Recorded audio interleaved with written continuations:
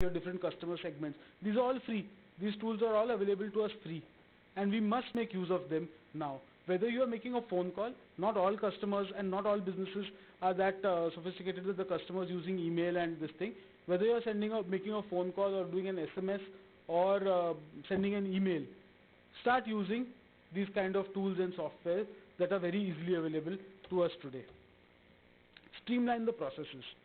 Let your employees be more focused, or as salespeople ourselves, let us be more focused on concentrating on the important things. What are the important things we've seen? Building that relationship with the customer, building a long-term bond with the customer, categorizing your customers according to how much value they represent to you.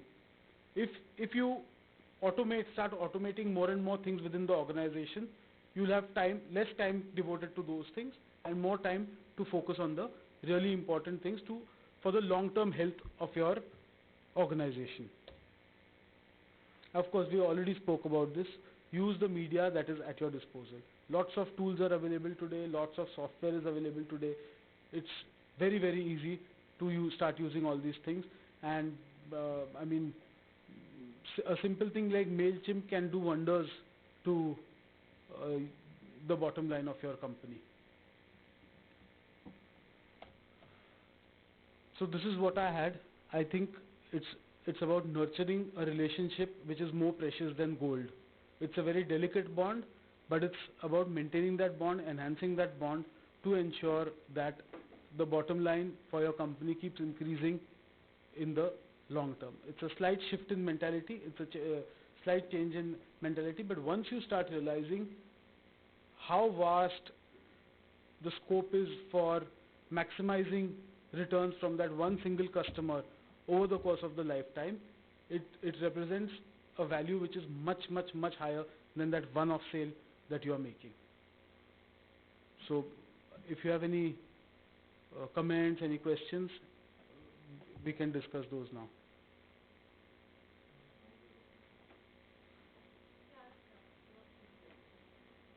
Hi.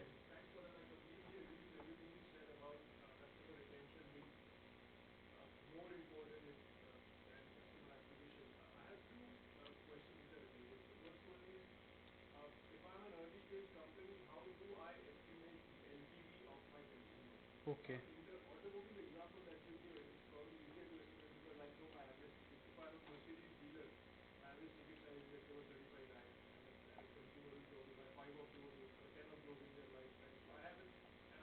Yeah.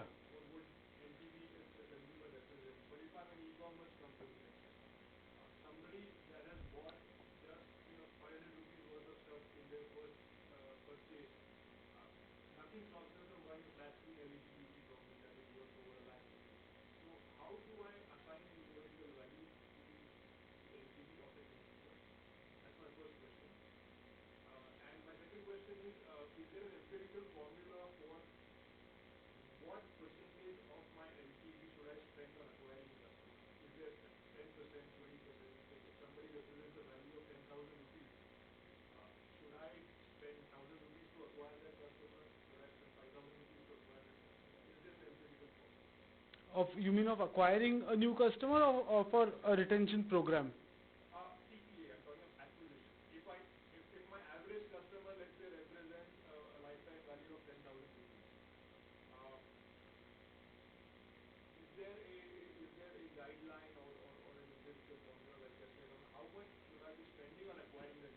I'm sure there must be, but I'm not aware of that. What is important to realize is that you cannot take the lifetime value of the customer and calculate your spend for today according to that. It needs to be sustained on a long-term basis. I mean, if you start estimating that every customer is going to be a 5 lakh rupee sale for me, and 10% of that I'm spending on acquiring the customer, it's going to lead to absolute bankruptcy for the organization. It's a percentage of the sale that the customer makes in that year. So it has to be a percentage, say 18% or 20%, whatever is your marketing budget.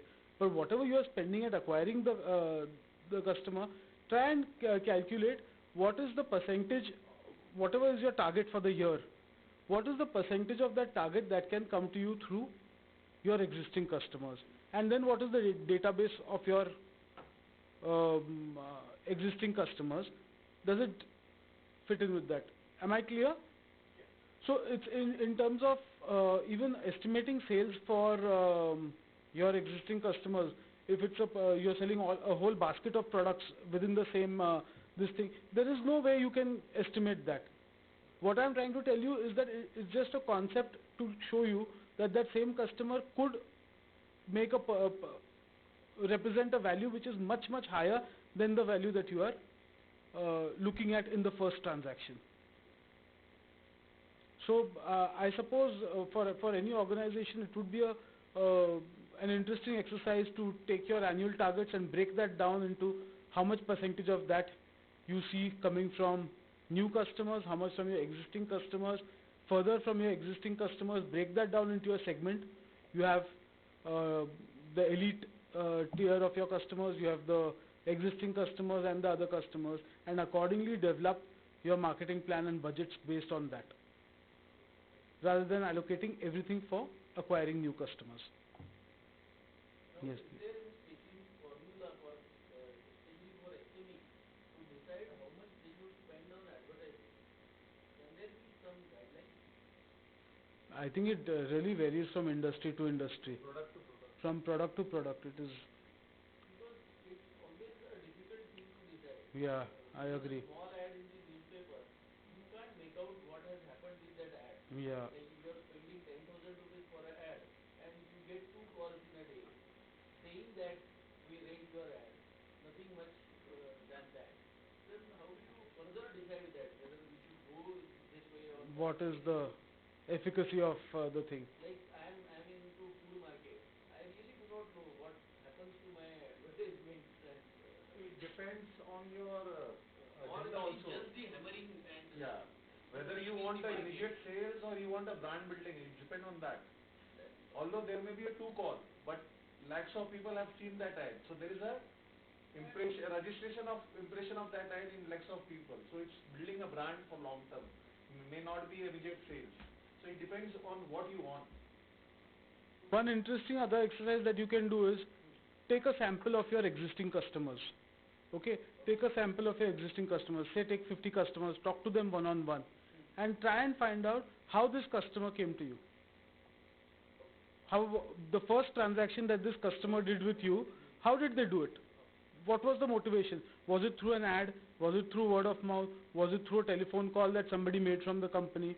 And that will give you a very good idea of how much of your budget you need to allocate for what. when you register with Just Dial or portals like this, Yeah. you can measure the response. Like I get at least 5-6 calls from Just Dial every day that we have this person has shown interest in your activity. Sure. I immediately know that. Huh. But with regard to the newspaper or other advertisement, this doesn't happen. Yeah. So you can do what is called as media tracking, that you track how the customer actually came to you. Or if it's a retail store that you're running, keep one day aside where you will be at the store talking to every walk-in that comes in, that how did you come to know about my shop, or how did you come to know about this company, and you'll get a fairly good idea of thing. Cross-selling means if the customer is, let's look at the example of cosmetics now. If the customer is coming to buy a body lotion for the cheapest body lotion that we have, say 150 rupees, and I sell them the more premium one, like say they come for an almond body lotion which is for 150 rupees, and I sell them a saffron one which is 250 rupees, that is upselling. Cross-selling means you see, okay, the customer has come for a body lotion for very dry skin, which obviously means that the customer must be having allied skincare concerns. So very dry skin also means dry scalp. So you sell them a hair oil which is for very dry scalp. You sell them a mask which can give additional moisture and nourishment. That means cross-selling.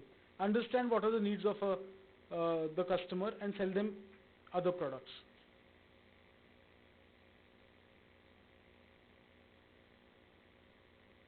Any other questions?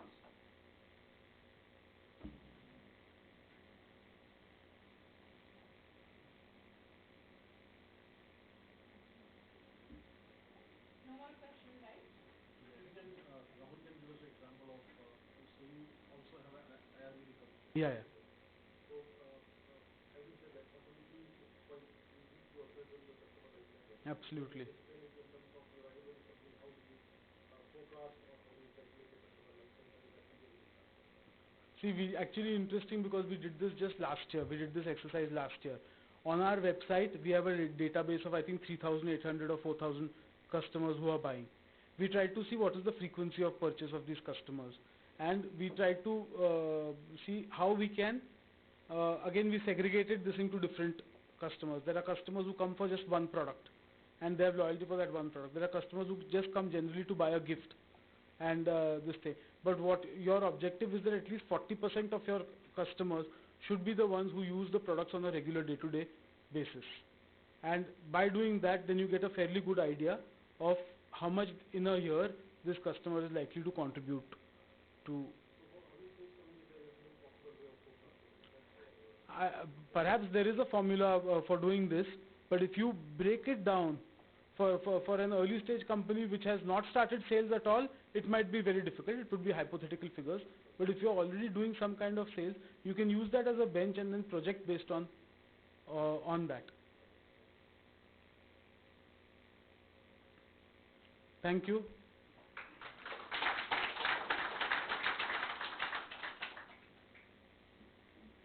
Thanks a lot, Rahul, for sparing your valuable time and for making us all realize that it's really better to retain your customers rather than, try acquire. Of course, you have to acquire, but if you are able to retain your customers, the profitability is definitely going to increase. I'm sure आप लोगों का profit बहुत बढ़ने वाला है ये सुनने के बाद. So thanks once again, and thanks to all of you who came down here in spite of a bad weather that we had. Kindly join us for tea. Thanks a lot.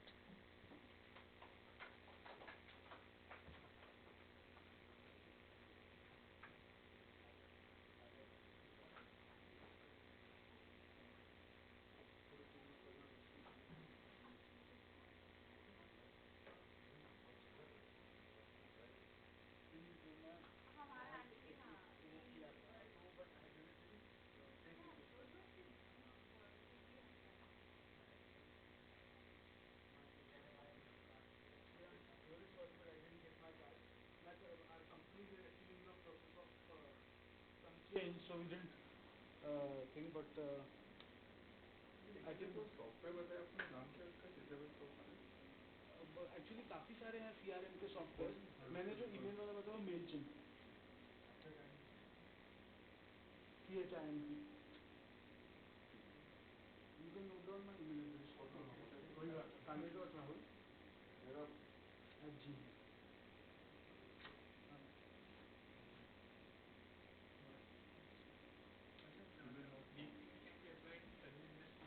Absolutely, very much applicable in service industry.